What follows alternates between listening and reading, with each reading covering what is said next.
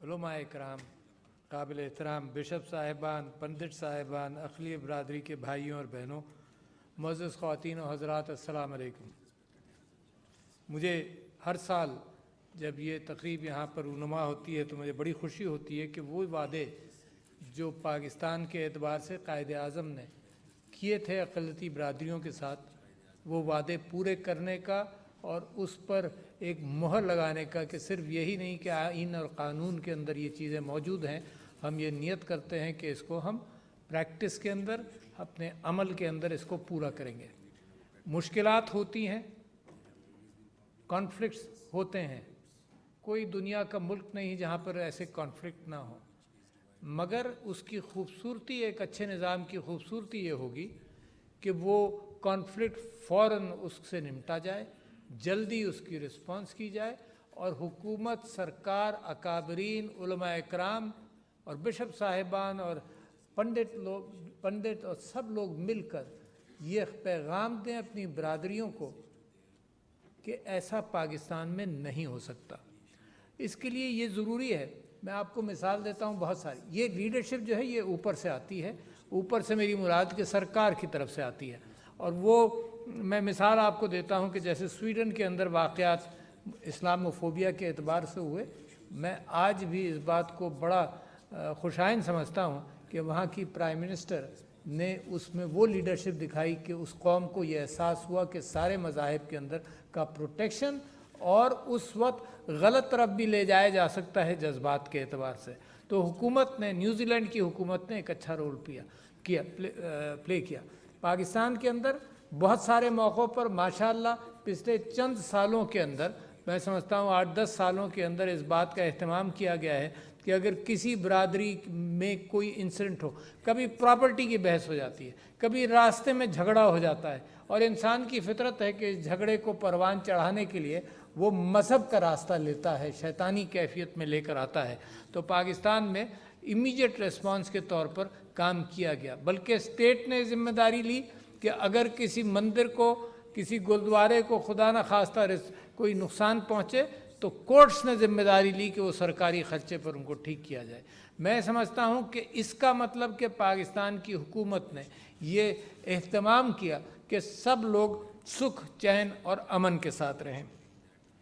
मैं एक बहुत अहम बात पर आजकल ज़्यादा फोकस करता हूँ, और वो मैं ये कहता हूँ कि इस्लाम और बहुत सारे अदियान, उनका सबका मैं ज़िक्र करूँगा। इस्लाम कम्युनिटी के एतबार से आया, लोगों में से निकला है, और अल्लाह ताला ने ये ज़िम्मेदारी लगाई मुसलमानों के ऊपर ख़ास तौर पर कि तुम भूखों को खाना खिलाओ। मिम्मा रज़क़नाहुम युनफ़िक़ून, पहली सूरत के अंदर मिम्मा रज़क़, जो अल्लाह ने तुमको दिया है खाने को, जो रिज़्क़ दिया है उसमें से खिलाओ। और आप ये देखिए कि ये एक ऐसी मिसाल है कि आप हिंदू मज़हब में भी यही देखेंगे कि मंदिरों के साथ ये अहतमाम होते हैं। आप ईसाई मज़हब के, मसीही मज़हब के अंदर भी आप ये देखेंगे कि चर्चेज़ के अंदर इस बात का हमेशा अहतमाम रहा कि भूखों को खिलाया जाए, और मसाजिद के अंदर और मुसलमानों के यहाँ भी इस बात का एहतराम रहा। तो जो सारे मज़ाहिब हैं, ख़ास तौर पर इस्लाम से मैं यूँ वाकिफ़ हूँ कि पैदा हुआ हूँ, पढ़ा है, मैंने सारे अदियान को पढ़ने की कोशिश की है। इस वजह से मैं महसूस करता हूँ कि ख़ास तौर पर इस्लाम और बाकी मज़ाहिब भी निकले ही इस तकलीफ़ से हैं कि इंसान की तकलीफ़ दूर की जाए। ये रिचुअल्स के मज़ाहिब में से इस्लाम नहीं आता। इस्लाम अगर नमाज, रोज़े का एहतमाम करता है तो वो इसलिए करता है कि अगर रोज़ा रखोगे तो तुम्हें एहसास हो कि भूखा कैसा महसूस करता है। अगर क़ुरबानी दो तो क़ुरबानी का मतलब ये है कि तुम्हें याद आए कि हज़रत इब्राहीम ने अपने बेटे को क़ुरबान करने के लिए छुरी उठाई और अल्लाह ने बरकत की। तो क़ुरबानी अपनी अज़ीज़ तरीन चीज़ में की दो, ये रिचुअल नहीं है। ये दूसरी बात है कि हम लोग ज़िंदगी के मामलात के अंदर हमने ये सारी चीज़ें रिचुअल बना ली, लिहाजा हमारे ऊपर असरात इनके कम होते हैं। इसी तरह से अगर आप देखें और याद करें तो भूखे को खिलाना, लोगों को खिलाना, तो हज़रत ईसा का वो मशहूर वाक़या कि मछली और एक टुकड़े से रोटी के उन्होंने 5000 लोगों को किया। अल्लाह की बरकत, अल्लाह ने मोज़ात अता किया हज़रत ईसा को, ان معجزات کے اندر نابیناؤں کو بینائی دی انہوں نے، ان معجزات کے اندر جو کوڑھ کا مرض تھا اس کے اندر حضرت عیسیٰ کو اللہ نے برکت دی کہ وہ اس کا علاج بھی کر لیتے تھے۔ مگر حضرت عیسیٰ کی ساری زندگی آپ اگر دیکھیں تو وہ ریاست کی جستجو نہیں تھی، وہ جستجو تھی کہ انسان کے اندر محبت کا جذبہ پیدا ہو۔ اور اسی اعتبار سے میں آپ سے کہتا ہوں کہ انسان کے مسائل اتنے بڑھ گئے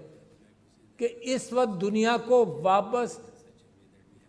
اس بات پر آنا پڑے گا کہ ادیان اور قومیں آپس میں اشتراک کریں، کیونکہ انوائرمنٹ کا حملہ ہے، ایکالوجی کے اوپر بہت بڑا فٹ پرنٹ ہے۔ انسان نے اس دنیا کے ساتھ جو ظلم کیا ہے، آپس میں بھی بڑے مظالم کیا ہے، مگر اس دنیا پر جو ظلم کیا ہے اس سے کوئی نتیجہ ایسا نکلا ہے کہ ہماری گلوبل وارمنگ اور ہماری کیفیت اتنی خراب نہ ہو جائے کہ ہر انسان کا جینا مرنا کے لالے پڑ جائیں جینے کے۔ یہ وقت ہے کہ سارے ادیان، سارے لوگ آپس میں ملیں، یہ وقت ہے ملنے کا، یہ وقت ہے کہ دنیا کی ذمہ داری اللہ کی امانت کے طور پر ہم اس کو صحیح طرح سے اس پر قدم رکھیں، نرم قدم رکھیں۔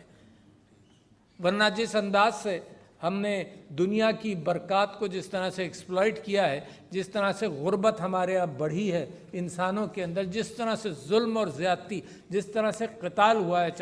چاہے آپ مشرق وسطیٰ دیکھیں، چاہے آپ پچھلے